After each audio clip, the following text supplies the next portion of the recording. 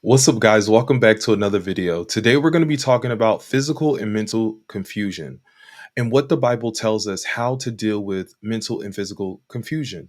So, let me give you some information of what the Bible tells us. I'm going to be reading from a book that my pastor created. It's called The Ordained Demon, the story of a young priest. Let me give you some information. If you are paralyzed with confusion, the only way you will survive the storm will be on your knees. It is essential to get together with Jesus through prayer to get the wisdom to know how to proceed. Let me explain further. We all need direction from Jesus. And when He is living inside of us, the presence of the Holy Spirit, which also lives inside of us, will guide us and keep our minds at ease. The threat in the presence of the storm leads to fear, clouds our judgment, and precipitates confusion.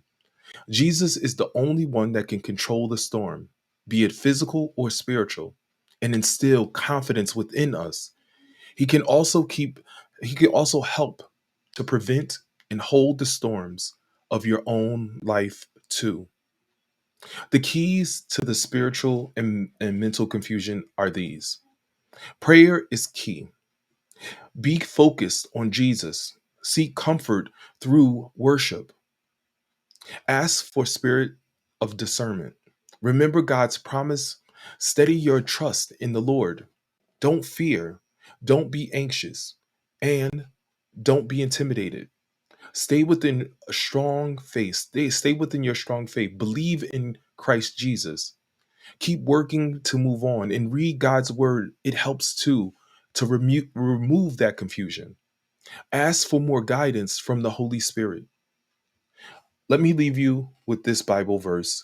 It's going to be 1 Corinthians chapter 14 verse 33, and it reads, "For God is not a God of confusion, but of peace, as in all the churches of the saints."